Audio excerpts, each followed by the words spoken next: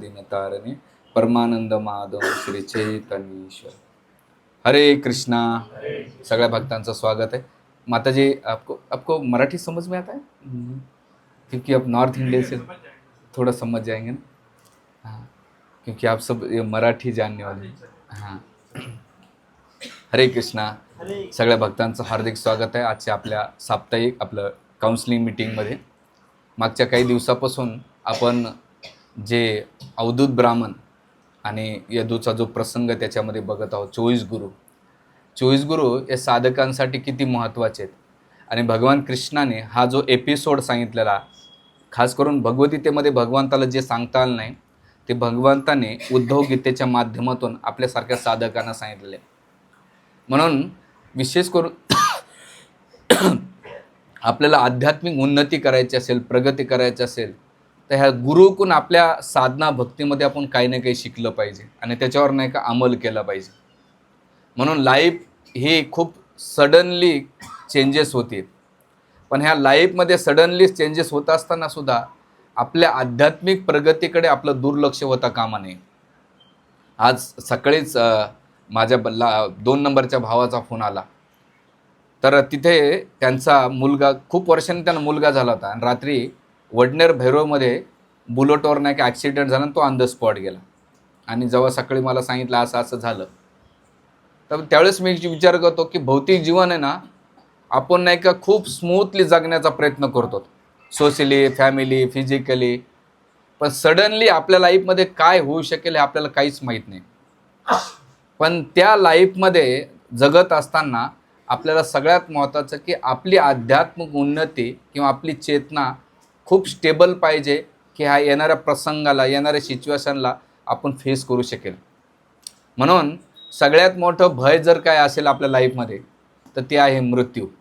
आणि मृत्यू भक्तांसाठी आनंद पण आहे आणि दुःख पण आहे।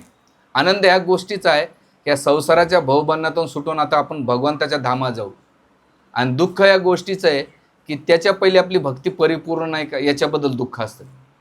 काही दिवसापूर्वी आमचे एक ब्रह्मचारी असं बोलता बोलता म्हणून गेला, यार मैं पिछले कुछ दिनों से भागवतम नहीं पढ़ रहा हूँ, इतना बुरा लग रहा है। म्हणजे त्यांना वाईट कशा गोष्टीचं वाटलं माहिती आहे का, की मला भागवतम वाचायला भेटलं नाही याचं त्याला दुःख झालं होतं। त्यावेळेस मी डोक्याला हात लावायला लागला, अरे आपल्याला बी ह्या गोष्टीवर, कारण माझ्याकडे अवंतर वाचन खूप आहे, भागवतम नाही आहे। तर त्यावेळेस आता ते आमचे नादेव कुमारच आता ते 1 महिन्यासाठी स्पेशली भागवत वाचण्यासाठी वाड्याला गेलेत आणि दिवसाचे 4 ते 5 घंटे भागवतम वाचतायत, हियरिंग करतायत, कोर्स अटेंड करतायत। बोले सुबह से शाम तक प्रभु जी मैं एक ही भागवतम पढ़ रहा हूँ। तर हे लाईफमध्ये आपल्या एक काळानंतर आपण ठरवलं पाहिजे की एक आपल्याला भागवतम वाचलं पाहिजे। त्यासाठी हे जे आहे ह्या उद्धव गीताच्या माध्यमातून ह्या 24 गुरुच्या साधकाने नाही का थोडं सिरियसपणा झाला पाहिजे। तर मागच्या वेळेस आपण शेवटचा जो गुरु घेतले ते कोणते घेतले? पिंगला ही बॉडीचं, की ज्या बॉडीच्या प्रती आपण अटॅचमेंट राहतो तीच बॉडी आपल्याला काय करते, आशा ही परम दुःखम आणि नैराश्य ही परम सुखम। आपल्याला वाटतं की आशानं सुख भेटल, नाही, आशानं दुःख भेटतंय आणि दुःखामुळं सुख प्राप्त होत आहे, असं पिंगला तिच्या साक्षात्कारामधून सांगते। आणि आता त्याच्यानंतर अवधूत ब्राह्मण नाही का आता पुढचा गुरु शोधताय, आपलं बघतायत, ते म्हणजे कुरूर पक्षी। हा कुरूर पक्षी काय करतो, एक मासाचा तुकडा घेऊन जात असतो आणि घेऊन जात असताना त्याच्यावर काही बाज, घारी नाही का त्याच्या आक्रमण करतात। केल्यानंतर त्यानं पाहिलं की मासाचा तुकडा जोपर्यंत आहे तोपर्यंत ते सगळे मला अटॅक करतायत, पण जसं त्यानं मासाचा तुकडा सोडून दिला आणि सोडून दिल्यानंतर त्या सगळ्या घारीनं काय केलं, त्या कुरूर पक्षीला सोडून दिलं आणि केवळ त्या मासाच्या तुकड्यावर तुटून पडले। तर इथं अवधूत ब्राह्मण साधकाने शिक्षा देतात की जोपर्यंत मटेरियल लाईफमध्ये अटॅचमेंट राहतात तोपर्यंत लोक तुमच्यावर तुटून पडतील। ज्या दिवशी तुम्ही मटेरियल गोष्टीतून नाही का रिमूव्ह होता त्या दिवशी तुम्ही आनंदाची प्राप्ती करता। आणि दुसरं म्हणजे तुम्ही रिलीफ नाही का लाईफ जगू शकता। जसं कुरूर पक्षी, त्यानं नॉनव्हेजचा तुकडा सोडला, त्याच्यावर त्या बाजानं त्या जी घार आहे सोडून दिलं आणि एकटा तो आकाशामध्ये विचरण करू लागला। त्याच प्रकारे साधक जोपर्यंत या मटेरियल गोष्टीमध्ये मटेरियल लाईफमध्ये अटॅचमेंट राहील तोपर्यंत या भौतिक जगातले लोक त्याला नाही का त्रस्त केल्याशिवाय राहणार नाहीत. म्हणून साधकाने सोडलं पाहिजे. आता याचा अर्थ उद्या सोडून माझ्याकडे या असं नाही. मेन म्हणजे जी कंट्रोल करण्याची मेंटॅलिटी आहे, सगळीकडे कंट्रोल करतात टोटल, ती वृत्ती सोडली पाहिजे. मी बऱ्याच वेळा भक्तीमध्ये आल्यानंतर माणसाचं वय वाढतं पण वैराग्य वाढत नाही. भक्तीमध्ये आल्यानंतर सुद्धा उलट्या अटॅचमेंट वाढत जाते. म्हणजे इथे ते सांगतात की त्यागामागे आनंद आहे, आणि जोपर्यंत तुम्ही त्याग नाही करणार तो तुम्हाला वास्तविक आनंदाची भक्तीचा आनंद भेटू शकत नाही. आपला प्रॉब्लेम्स काय झालाय, मटेरियल लाईफमध्ये जावं तर आनंद भेटत नाही आणि भक्तीमध्ये राहावं तर मन लागत नाही. स्टेटमेंट ऐका बरं. मटेरियल लाईफमध्ये आनंद भेटत नाही, ट्राय करतो पण तरी जातो, आणि भक्तीत यावं तर मन लागत नाही. 16 माळा असो, ग्रंथ वाचन असो, सत्संग असो, म्हणजे तेवढ्या पुरतं तेवढं लागतंय, पण जी तल्लीनता पाहिजे आपल्याला भक्तीमध्ये ती होत नाही. म्हणून इथं ते सांगतात की आनंद भक्तीमध्ये दोनच गोष्टी पाहिजे, आनंदाची वृद्धी. आणि ते आनंद कसा भेटन, जेव्हा तुम्ही भक्तीच्या तल्लीनतेमध्ये जेव्हा जाता तेव्हा तो तुम्हाला आनंद भेटन. म्हणून एकाने वडिलाने आपल्या मुलांसाठी गिफ्ट आणले, आणि गिफ्ट आल्यानंतर प्रत्येक मुलाला विचारलं तुला हे गिफ्ट भेटल्यानंतर काय वाटतंय, तर प्रत्येक मुलानं नाही का आपलं रिअलायझेशन आणलं की पप्पा thank you so much, nice gift, मला ह्या गिफ्टमुळं काय झालं, हॅपीनेस भेटला, आनंद भेटला. दुसऱ्याला विचारलं तुला काय वाटतं, म्हणे एवढं नाही भेटलं जेवढं पाहिजे तेवढं. मग त्याच्या मुलीला विचारलं काय ग तुला हे गिफ्ट भेटल्यानंतर हे आनंद कसा वाटला, ते म्हणले की जसं टॉयलेटमध्ये जाऊन आपण वॉशरूम करतो त्याच्यासारखं आहे. म्हणजे पोट साफ झालं, जो पोट साफ होण्याचा जो आनंद आहे ते तेवढं तुमच्या गिफ्टचा आनंद आहे. तर ते पप्पा म्हणतात तुला दुसरी अनॉलॉजी भेटली नाही की हीच अनॉलॉजी भेटली का, की एवढं मोठं गिफ्ट पण त्या कसं आहे पोट साफ होण्यासारखं आहे. म्हणजे तुझ्या डोक्यात पाणी झालं का, आणि माझ्या गिफ्टला आणि माझ्या आनंदाला तू असं म्हणतेस. म्हणजे पप्पा पण काय करू, ते पोट साफ होण्यासारखाच आनंद आहे या संसारातला. तर पप्पा नाराज झाले. मग गेल्यानंतर ते रागवले, झापलं मुलीला. पप्पा म्हणले सॉरी, मग तुम्हाला माझ्या अनॉलॉजीचं वाईट वाटलं, हरकत नाही, पण काय करू आनंद तसा आहे. नाराज झाले तर चला माझी नाराजी काढण्यासाठी आपण काय करू, एका तलावामध्ये जाऊ, नदीमध्ये जाऊ. आणि नदीमध्ये बापाला घेऊन नाही का ती सैर करू लागली. करीत असताना पप्पासाठी तिने स्पेशल काही पदार्थ खाऊ घातले होते. आधीच खाऊ घातले, नंतर म्हणले पप्पा तुम्हाला आवडते आयटम्स मी नाही का तर तुम्हाला देते. आणि जसं जसं हळूहळू ते चालत होते तसं तसं ते आयटम खाल्ले होते. आणि खाल्यानंतर नॅचरली तिच्या पप्पाच्या पोटामध्ये गडबड चालू झाली होती. एवढी गडबड चालू झाली की बेटा अभी एक काम कर, मेरा पेट गडबड कर रहा है, तू साइड में लेके चल. पण मुलगी हळूहळू हा बेटा इतना चल जोर से चला, अजून जोरात चालू, मेरा पेट गडबड कर रहा है. मुलीनं अजिबात नाही.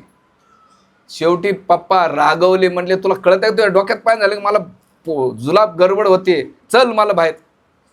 मुलगी अजिबात हालत नाही. मग शेवटी काय घेतलं, ते भात्या घेतला, जोऱ्यात करून नाही का ते नदीला पार झाले आणि जाऊन पोट साफ केलं, तिथं ती क्रिया केली.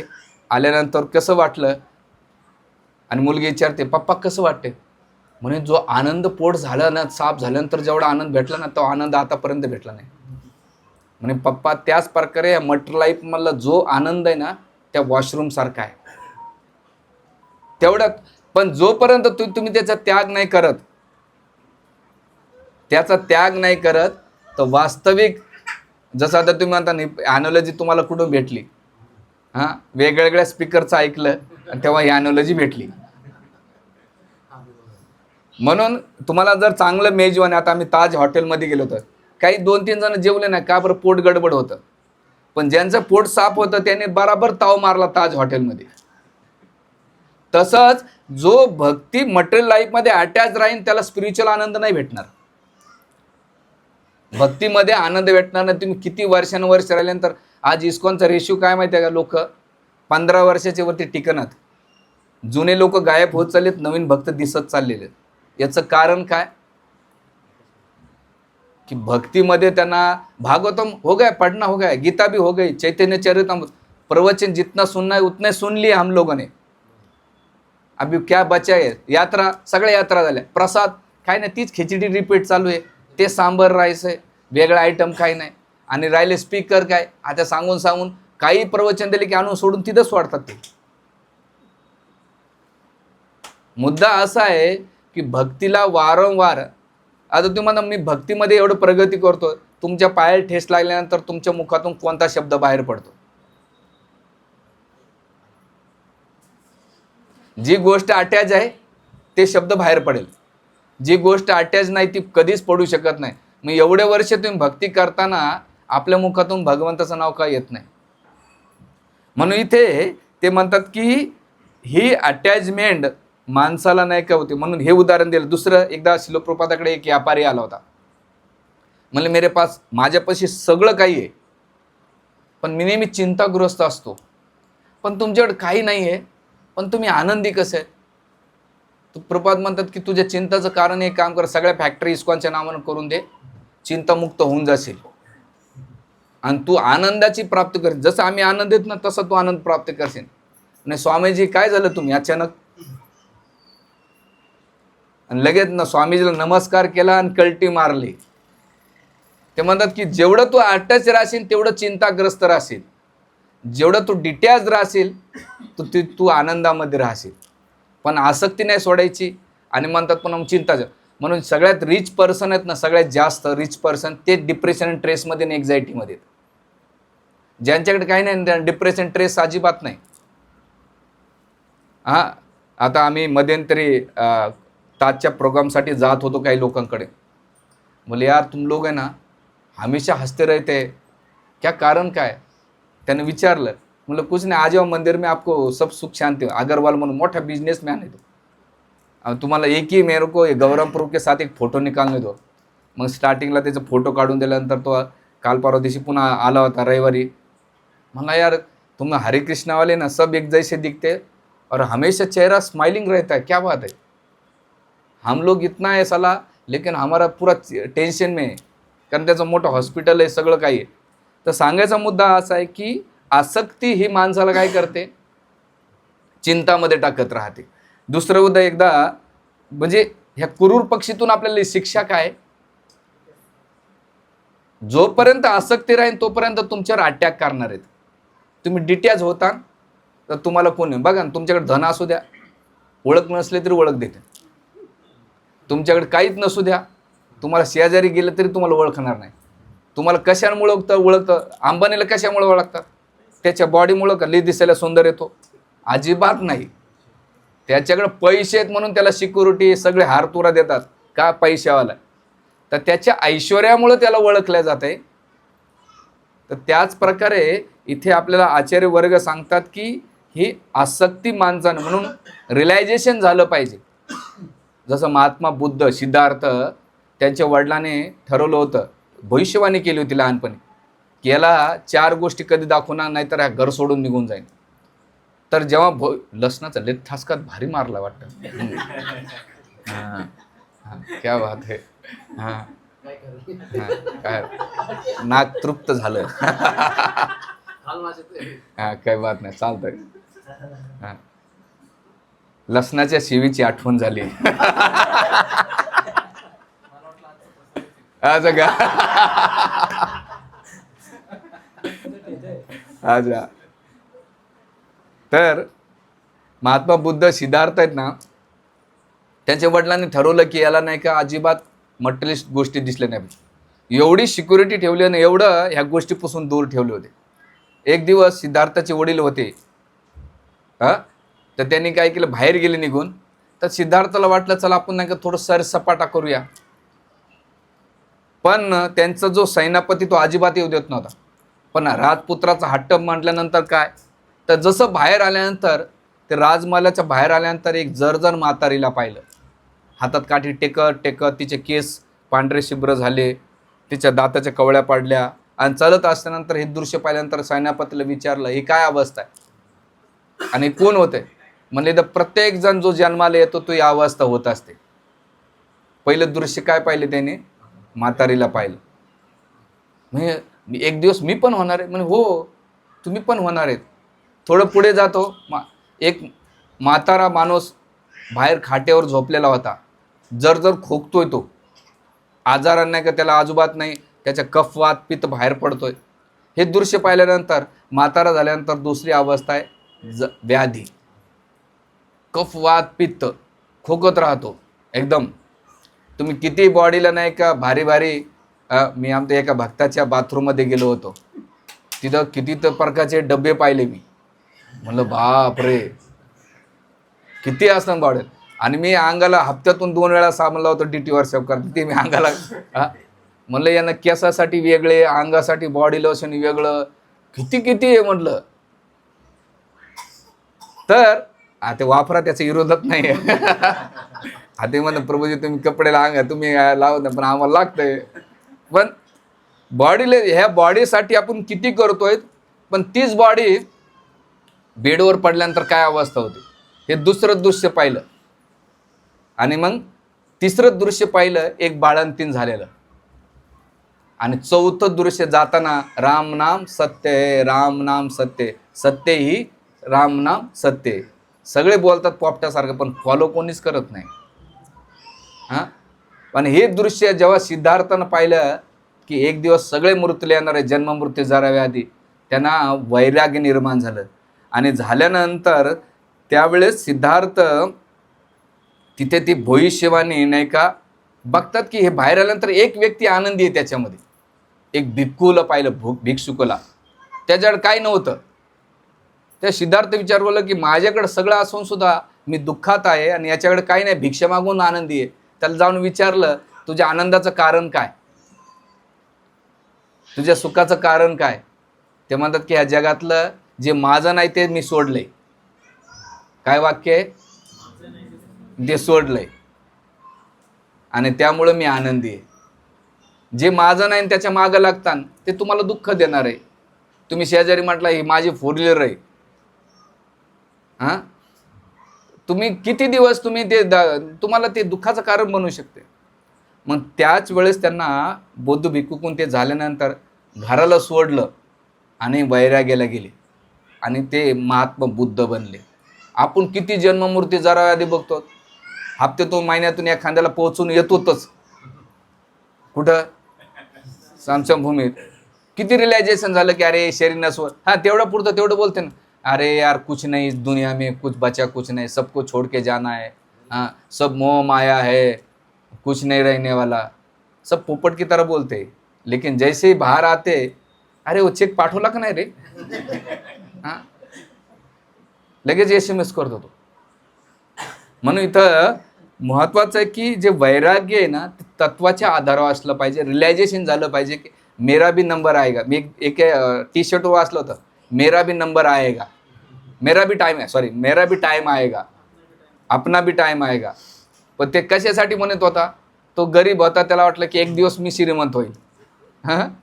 पण मी कसं घेतलं त्याला, अपना भी टाइम आएगा समशम भूमि में पहुंचने के लिए आगे रहेंगे. चलो भैया प्रभु जी बहुत साल तंग कर दिया, सोडून येऊ द्या, किती राहू द्या. हो खरं सांगतो. म्हणून इथे ते सांगितलेले की माणसाने त्याग आणि भविष्यवाणी आपलं वैराग्य निर्माण झालं आणि परम सत्याला प्राप्त केलं. तसंच भक्ती मार्गावर राहताना हळूहळू आपल्याला नाही का मटेरिस्टिक गोष्टीमधून नाही का कमीपणा केला पाहिजे. आणि जेवढं तुमचं कमी होईल तेवढं तुमचं अध्यात्मामध्ये इंटरेस्ट वाटेल. अध्यात्म आणि भौतिक गोष्ट एकत्र राहू शकणार नाही, हे पहिले दिलेले. आणि प्रभुपाद एक उदाहरण देतात राजा भर्तृहरीचं. आपलं एक आचार्य वर्ग राजा भर्तृहरी उज्जैनचा राजा होता आणि पत्नीचं सौंदर्य पाहून पत्नीसाठी त्याने शृंगार शतक लिहिलं की तुझे होठ कसे आहेत, तुझे डोळे कसे आहेत, तुझं रूप कसं आहे, तुझे केस कसे आहेत. आणि त्या सुंदरतेचं वैराग्य म्हणून वैराग्य माणसाला शृंगार शतक वाचायला सांगितलं नाही.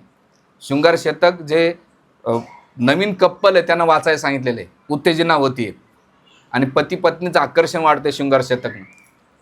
पण त्या राजाचं प्रेम त्या राणीवर एवढं होतं, तर पण त्या राणीला एक दिवस त्यानं काय केलं, एक फळ दिलं होतं. हे फळ कशासाठी, की तुझी बॉडी नाही का कायमस्वरूपी सुंदर राहील. पण त्या राणीनं काय केलं की मी सुंदर राहण्यापेक्षा त्या राणीचं प्रेम होतं त्या सेनापतीवर. तिनं फळ कोणाला दिलं? सेनापतीला. पण सेनापतीचं प्रेम कोणावर होतं?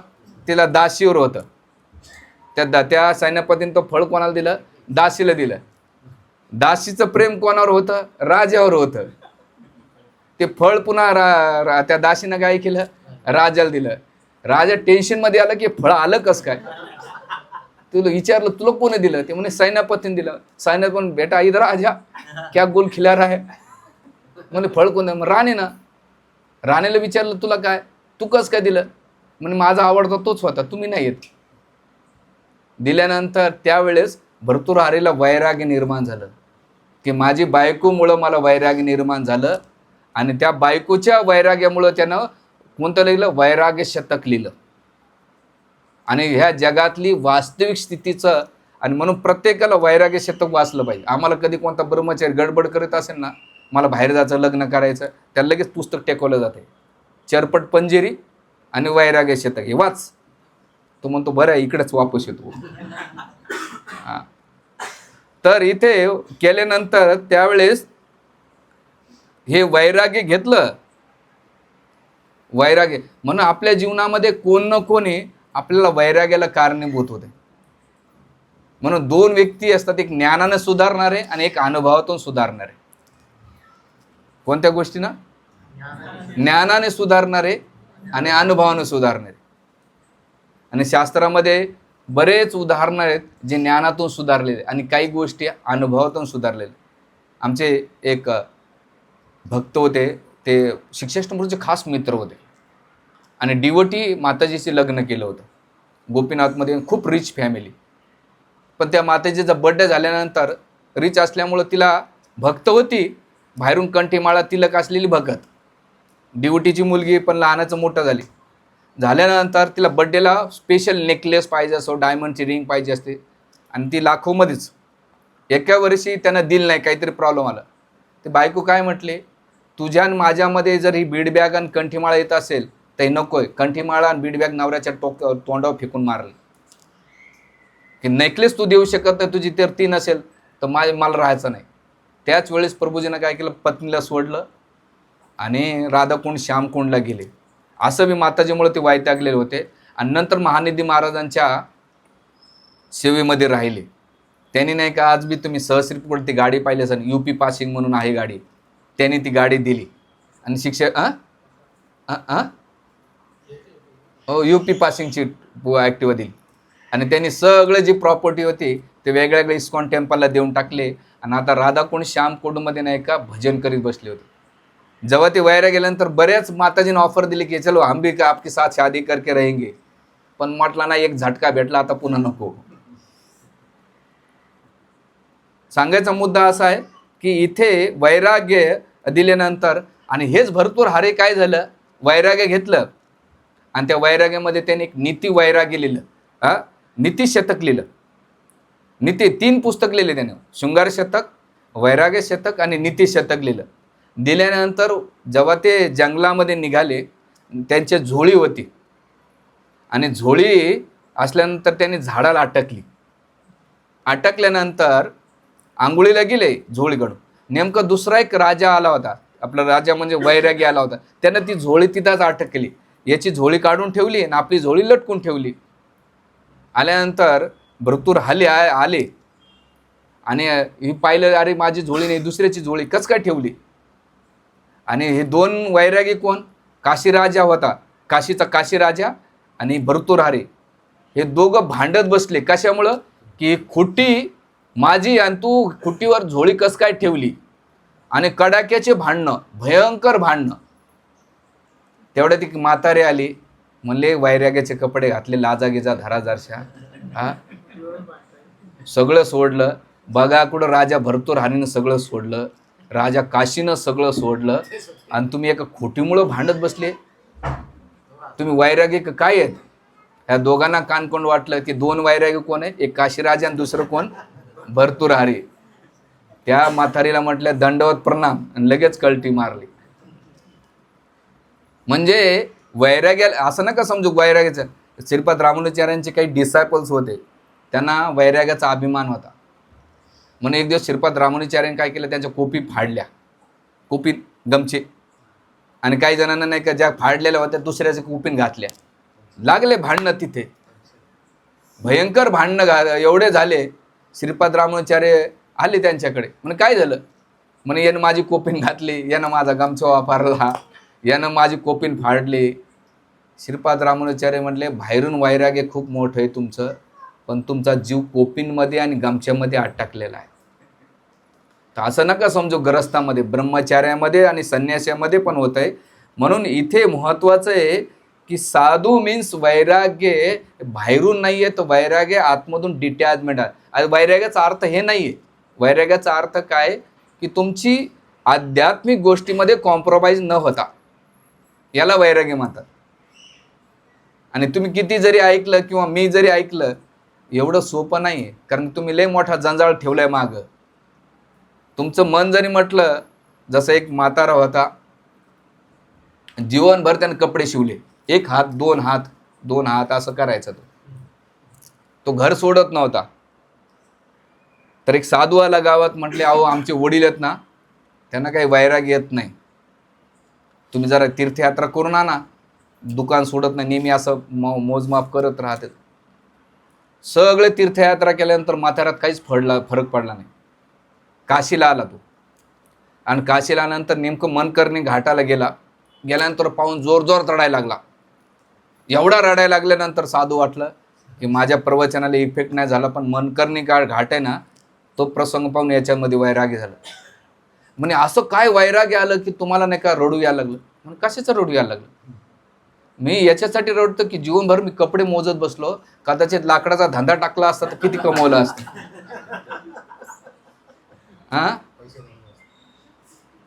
लाकडाचा धंदा टाकला असता तर मी किती कमवलं, कारण किती डेड बॉड्या जाळल्या जातात. आणि नाशिकचं जे समशिवभूमी ना, मी विचारलं, त्या लाकडाचा जो मेन ओनर आहे ना, तो मारवाडी आहे, ह्या नाशिक पंचवटीचा अलीकडा. काय मग डोकं चालत राहतं, कोणाला काही विचारायचं तर सांगायचा मुद्दा तो आहे.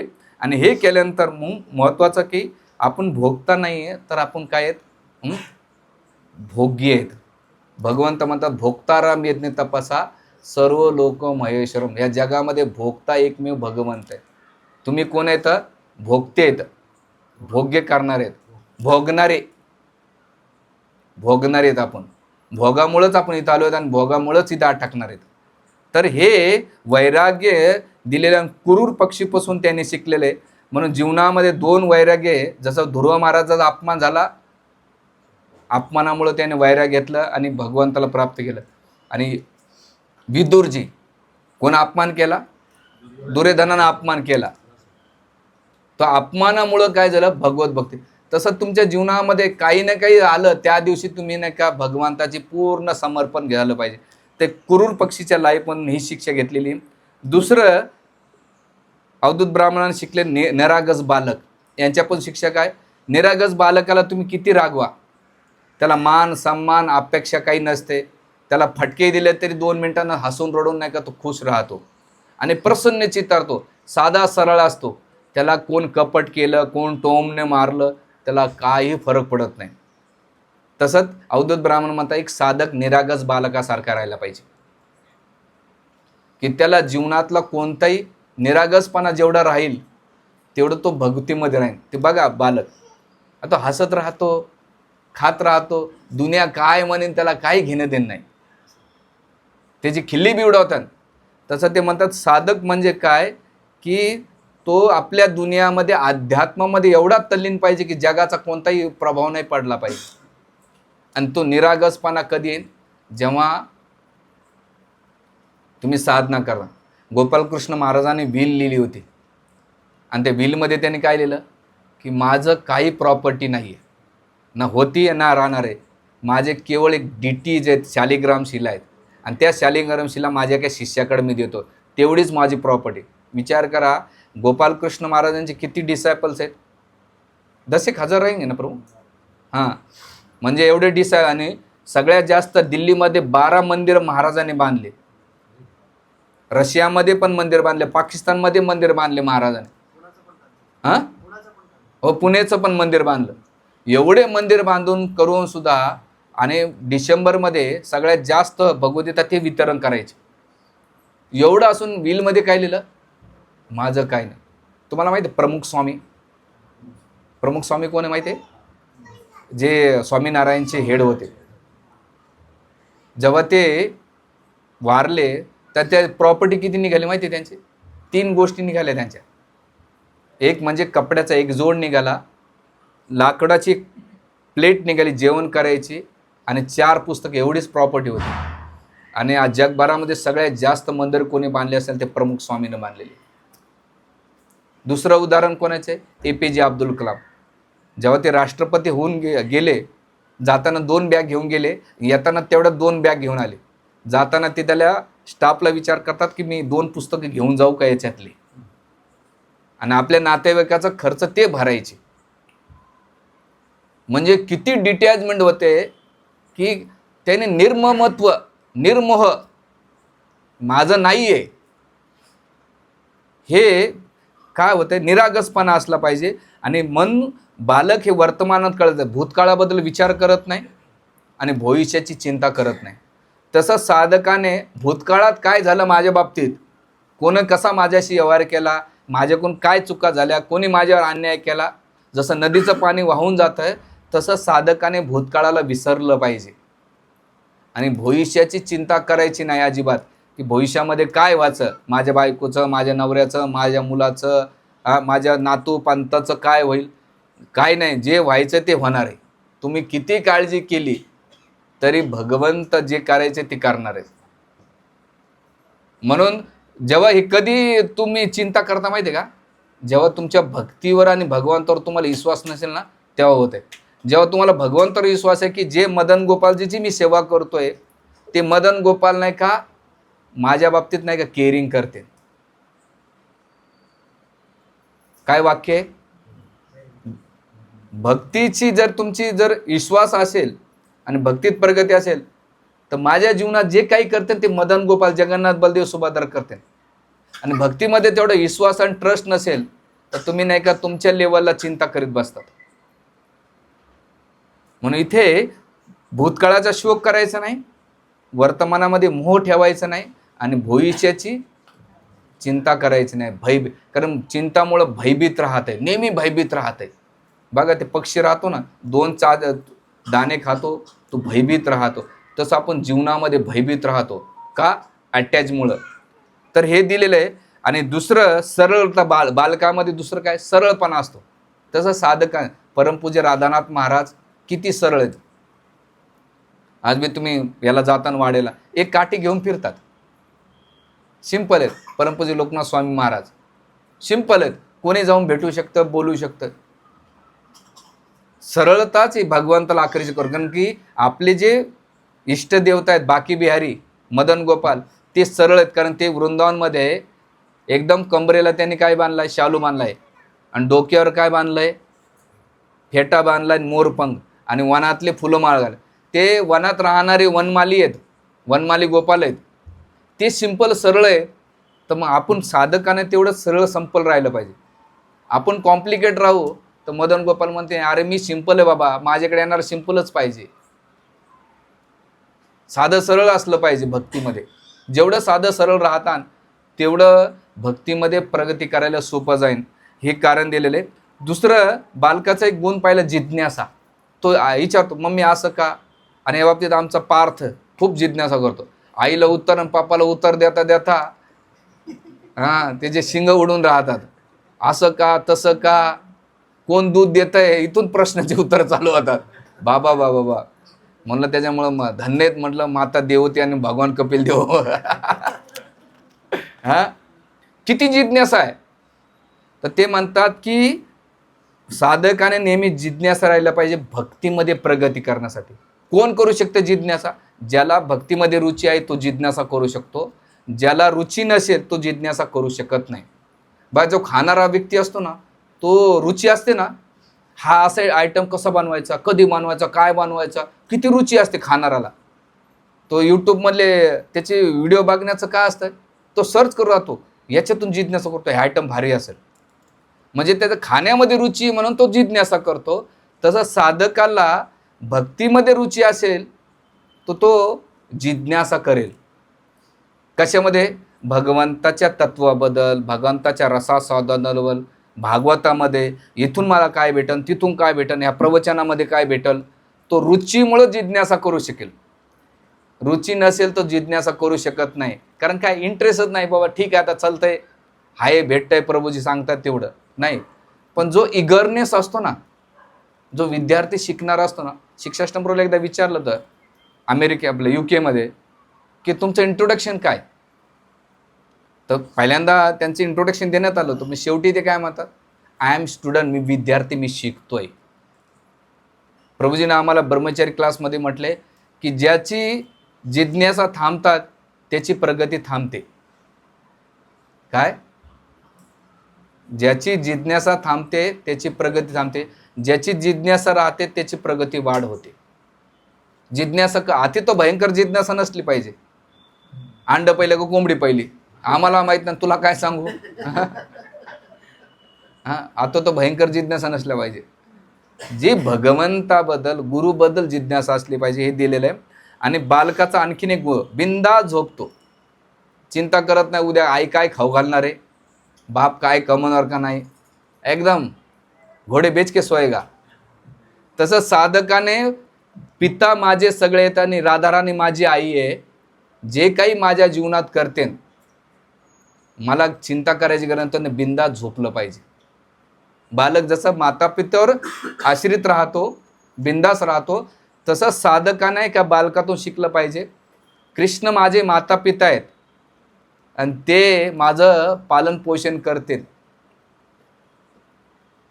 त्या बालकाप्रमाणे तेव्हा तो बिंदास. आपण किती चिंता करत बसतो, बाप रे बाप, किती भयंकर. म्हणजे ज्यांच्याकडे काही नाही ते चिंता करतात, ज्यांच्याकडे आहे ते चिंता करतात.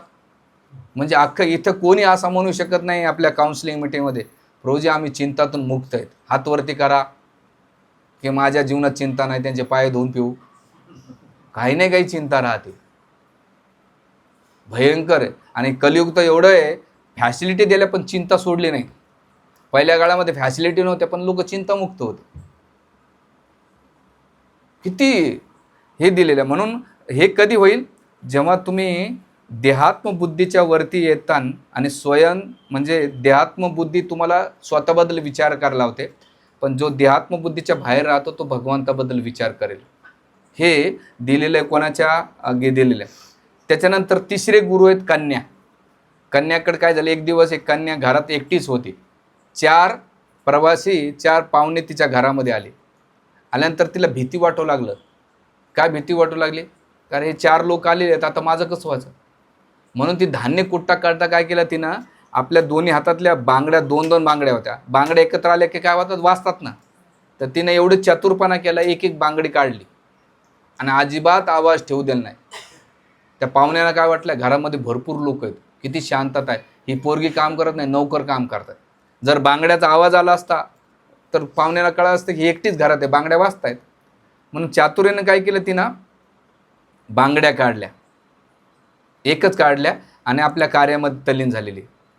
तसं तिथं आचार्य म्हणतात की आपण नाही का एकांतवासामध्ये नाही का जगाला कळू दिलं नाही पाहिजे आपण असुरक्षित आहेत. आपलं भगवंत आपली सुरक्षा करतात आणि म्हणून ज्या बाधा गोष्टी येतात त्या बाजूला केल्या पाहिजे. आणि सगळ्यात महत्त्वाचं आहे, एकांतवासामध्ये ती जी बांगडी आहे, सामाजिक ज्या गोष्टी आहेत ज्या तुम्हाला असुरक्षित करणाऱ्या आहेत त्या नाही का बाजूला केल्या पाहिजे. कारण भौतिक गोष्टीत तुम्हाला काय करतात, असुरक्षितपणा वाटतो. बघा तुम्ही भाऊबंदकीत गेले, एखाद्या कार्यक्रमात गेल्यानंतर दुसऱ्याच्या गोष्टी पाहिल्यानंतर तुम्हाला इन्सिक्युरिटी वाटते. ऑफिसमध्ये इन्सिक्युरिटी होण्याचं कारण काय, यार उसको तो आगे बढ़ रहा है, मेरे को तो कुछ मिल रहा ही नाही. आता तुम्हाला माहिती आहे लेटेस्टमध्ये AI आल्यापासून लोकांचं एवढं सडनली, आता मला बऱ्याच दिवसांनी एक रविवारी एक जण आला भेटायला, असं मी जप करीत बसलो होतो रविवार एकादशीच्या दिवशी. बऱ्याच दिवसांनी आल्यानंतर, प्रभूजी मला ओळखलं का, म्हणलं प्रभूजी तुम्हाला ओळखलं ना, का नाही, तुम्हाला एवढा फॉलोअप केला तर. म्हणे काय झालं, म्हणे प्रभूजी आमच्या कंपनीत नाही का 500 लोकांना नाही का बँगलोरला पाठवलं, काही जणाला चेन्नईला पाठवलं. डेटामॅक्समधून कंपनी काहीतरी, आणि त्याच्याच एक दुसरी हां डेटामॅक्स, हां. त्यामुळे त्याचे बॉसनं आता म्हटले तुला तिकडं जायचं. म्हणजे प्रभूजी आता मी जर जॉब सोडला तर मला दुसरं नाही आहे, आणि तिकडं जाऊ तर माझ्या फॅमिलीचं काय व्हायचं. आणि माझ्याबरोबरच्या बऱ्याच लोकांना त्याच्यामध्ये माझं नाव होतं, पण कृष्ण कृपेने मी वाचलो, पण बाकीच्या 450 लोकांना काढलं. कृष्णाची कृपा झाली म्हणून सकाळी सकाळी दर्शनाला आलो. म्हणलं बरं आहे, कृष्णानं ॲटलीस्ट याला झटका दिल्यामुळं तर आलाय हा. मला प्रभूजी रोज मला प्रूफ करावं लागतं की मी किती चांगलं काम करतोय. संध्याकाळी बॉसला प्रूफ करण्यासाठी प्रयत्न करावं लागतात. म्हणजे प्रभूजी माझं आता डोक्याचे केस उडालेत आणि खरंच ते टकले पडलेत, पौर्णिमाचा चंद्र दिसतो त्यांचा. पण काय झालंय, ते म्हणले की रोज प्रूफ करावं लागते स्वतःला, आणि तुम्ही प्रूफ नाही केलं तर तुमच्या हातात कधी लेटर येईन, तू घरी राह. जसं एक बॉसनं लिहिलं होतं, पावसाळ्याचा आता ढगफुटी होणार होते ना, म्हणे पाऊस जोरात पडतोय काळजी घे, पाऊस जोरात पडतो काळजी घे, पण तुला जॉब नसेल पाहिजे असेल तर घरी राहा, जॉब पाहिजे असेल तर तू पुन्हा ये ऑफिसला. हा, जॉब पाहिजे असेल तर ऑफिसला ये, जॉब पाहिजे नसेल तर घरी राहा, आराम कर. तो लगेच पावसातून पळ, ढगफुटी कुठं हो, माझ्यावर नको व्हायला, ऑफिसला पळाला. तर इथे महत्वाचं की भौतिकवादाच्या लोकांपासून दूर राहिलं पाहिजे, एकांतवासामध्ये भक्ती केली पाहिजे. जशी ती मुलगी एकांतवासामध्ये साधकाने, आणि एकांतवासामध्ये का, इकडे लक्ष द्या 5 मिनिटाकरता. साधकाने एकांतवासामध्ये हे का बरं ट्राय करायचं, तुम्ही 5-10 मिनिटं मोबाईल बाजूला ठेवा, आणि एकटा बसल्यानंतर तुम्हाला कोण्या गोष्टीचं जास्त चिंता होते याच्यावर समजायचं माझी प्रगती कुठे. तुम्ही एकांतात बसल्यानंतर तुम्ही जे श्रवण कीर्तन केलंय ते जर तुम्हाला आठवत असेल तर तुम्ही राईट ट्रॅकवर आहेत. पण तुम्ही एकांत बसल्यानंतर तुम्हाला तुमच्या परिवारातल्या गोष्टी, ऑफिसच्या गोष्टी, भौतिक गोष्टी आठवत असेल तर त्यावर ठरवायचं गडबड आहे. म्हणून आता अमुक लीलाप्रभूंचे एक काल पॉडकास्ट पब्लिश झाला आहे, खूप सुंदर आहे. ते 1 महिन्यापासून 2-4 महिन्यातून 1 महिन्यासाठी गोवर्धनला जातात, आणि कंटिन्यू 64 माळा, आणि ते हेल्थचा पण इश्यू आला, पण महत्त्वाचं काय की ते कंटिन्यू साधना करतात. आता आमचे 2-3 ब्रह्मचारी आहेत, लीला प्रेमप्रभू 2:30 वाजता उठत आहेत. मागच्या वेळेस पण मी सांगितलं, 2:30 वाजता उठून 3 ते 5 वाजेपर्यंत 16 माळा करतात. त्याच्यानंतर पुन्हा एक्स्ट्रा माळा करतात, आणि भागवतम कंटिन्यू वाचतात. ते एकांतवासामध्ये ती जास्त कोणाला बोलतच नाहीत. ते म्हणतात की एक काळानंतर तुम्हाला प्रॅक्टिस करावं लागते. का बरं प्रॅक्टिस करायची, या कन्याच्या लेसनमधून, की म्हातारपण झाल्यानंतर तुम्ही एकटेच राहणार आहे ना, तुमचे बायको नवरा मुलं कोणी तुम्ही एकटेच बेडवर असणार आहे. तुमची आताची प्रॅक्टिस ती म्हातारपणी कामाला येणार आहे. जड चाललंय का? हा, एकांतवास. मग आता माझं आता प्लॅनिंग, मी जेव्हा वाचलं ना, महिन्यातली एखाद्या दिवशी, आता आपले नरेंद्र कृष्ण प्रभू 64 माळा, बऱ्याच दिवसापासून ते आनंद मुकुंदपूरच्या ग्रुपला जॉईन झाले, त्या दिवशी सुट्टी घेतात आणि 64 माळा करतात. तसं आपल्याकडे आता भजन क्लब नाही का चालू केलं पाहिजे, साधना क्लब एकत्र. आता सुकुमार गोरखपुरने काय केलं माहिती आहे, मालेगावला रोज सकाळी 5:30ला ऑनलाईन जपा सेशन चालू केले डिवोटींसाठी. किती डिवोटी सकाळी उठून जप करतायत, आणि किती लोकांच्या जपाचं संध्याकाळी हो झालं. तर महत्त्वाचं की आपल्या महिनाभर जप खराब होतो ना, किंवा जपामध्ये कमी जास्त होतं ना, एक दिवस एका भक्ताच्या घरी यायचं आनंद वृंदाप्रभूसारखं, आणि तिथं बसून नाही का काही प्रसाद काही बनवायचा नाही, त्या दिवशी स्पेशली साधना करायची, जप करायचा. म्हणजे त्यावेळेस तुमची एकांतवास, त्यावेळेस तुमचा मोबाईल, परिवार, तुम्ही आणि कृष्ण, बाकी कोणी नाही. आता कृष्ण धनप्रभूने एक भागवतम स्टडी का चालू केलेली, वेगळ्या वेगळ्या ग्रुपमध्ये 3च गोष्टी करतात त्या भागवत कथेमध्ये.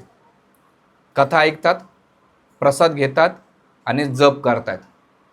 तसं कुठंतरी आपल्याला भक्ती मार्गात हे करावं लागणार आहे प्रभूजी एक काळानंतर, कारण संसार चालत राहणार आहे. महिन्यातून एखादा दिवस आता तुम्ही प्लॅनिंग करा, कारण तुमच्या बी जिम्मेदारी, मी असं म्हणत नाही पण हे कुठंतरी आपल्याला एकांतवास, एकांतामध्ये भगवंताशी तुम्हाला कनेक्ट करायला नाही काही जमलं पाहिजे. आणि ही त्या एकांतपणामध्ये काय होईल, तुम्ही ते स्मरण करू शकाल भगवंताला. आणि सगळ्यात महत्त्वाचं, निवृत्तीनंतर तुम्ही जेव्हा रिटायर होता ना, आता इथं ऑलमोस्ट सगळेजण 45-50ला आणि अजून 5-10 वर्षांना तुम्ही होणार आहेत, त्यावेळेस तुमचं शरीर साथ नाही देणार, तुम्ही जिम्मेदारीतून मुक्त राहणार. पण तुम्ही परिवाराची चिंता करण्याच्या ऐवजी कृष्णाची चिंता केली तर खूप चांगलं होईल. आणि त्यासाठी एकांतवासामध्ये जा, तपोवनमध्ये जाऊन नाही का तिथं तुम्ही तिथं जप करा, काळाराम मंदिरात जा, कुठेतरी जा, 2-3 भक्तांना जा, माताजी प्रभूजींना जा. थोडंसं एकादशीला जेव्हा तुम्हाला कधी वाटत असेल ते गेलं पाहिजे. अमुक लीला प्रभू आता, आणि मागे माधव कृष्ण प्रभू, गोपालन प्रभू, त्याच्यानंतर 3-4 ब्रह्मचारी जाऊन नाही का यांचा भुरिजन प्रभूंचा तो जपाट रिट्रीट चालू केले. ग्रस्तांना पण त्याने अलाव केलं. आता 8 दिवस ते काय ब्रजबिहारी प्रभू स्वतः जातात. ते बरेच स्पीकर, मोठमोठे प्रिचर नाही का ते आर्टिकल लिहतात आणि एकच पर्पट वाचायला लावतात भागवताचं, आणि त्याच्यावर नाही का तुम्हाला काय रिअलायझेशन झालं ह्या पर्पटमध्ये, म्हणजे 8 दिवस एकच पर्पट, एकच पान वाचायला लावतात. आणि त्याच्यातून तुम्हाला जे जे रिअलायझेशन झालं त्या श्लोकांमधून ते लिहित चला, आणि नंतर ते शेअर करा की ह्या श्लोकांमधून मला हे पॉईंट भेटले. ते म्हणतात की जेवढं तुम्ही आता शिक्षाष्टम प्रभू एवढं डीपमध्ये का जातात. तुम्ही बघितलं असाल ते भरत चरित्र किंवा पुतना लीला, एका श्लोकावर एवढं डीप का जातात. प्रभूजी वेगळ्या एका श्लोकाला वेगळ्या. आता आमच्याकडे ब्रह्मचारी क्लास झाला होता, कशा दामोदरीला, 3 श्लोक नाही का 1 वर्ष चालले, 3 श्लोक 1 वर्ष चालले, आणि प्रभूजी एकेका शब्दावर एवढं इथून असं तसं हे ते. म्हणलं बापरे. तर आपल्या एका ब्रह्मचार्याने विचारलं, प्रभूजी तुम्ही काय. बोले प्रभूजी मैं मेडिटेशन करतो. कशावर. श्लोकावर, डीपनेस आणि साधनेवर. तर हे कुठंतरी आपल्याला ते झालं पाहिजे. आणि जेव्हा ही होईल, तल्लीनता प्राप्त होईल त्या कन्येसारखं, तेव्हा चिंतनन, मननम आणि निधी ध्यासनम. चिंतनम म्हणजे काय, सतत त्या चिंतनावर आहे, मननामध्ये तेच राहील, आणि निधी ध्यासना म्हणजे इनबिल्ट आपोआप नॅचरली तुमच्याकडून ती गोष्ट होईल. तुम्हाला वेगळे एफर्ट टाकायची गरज नाही. तर हे दिलेलं इथं याच्या माध्यमातून नाही का, या 24 गुरुच्या जीवनातून हे शिकू शकतं साधकाने. आणि याला कुठंतरी आपण नाही का प्रॅक्टिस केली पाहिजे आणि आपल्या साधना भक्तीमध्ये उन्नती केली पाहिजे. हेच अवधूत ब्राह्मण 24 गुरुच्या माध्यमातून आपल्याला शिकवतात. तर याच्यावर पण तुम्ही चिंतन मनन करा आणि घरी जाऊन प्रॅक्टिस करा. हरे कृष्णा कृष्णा कृष्णा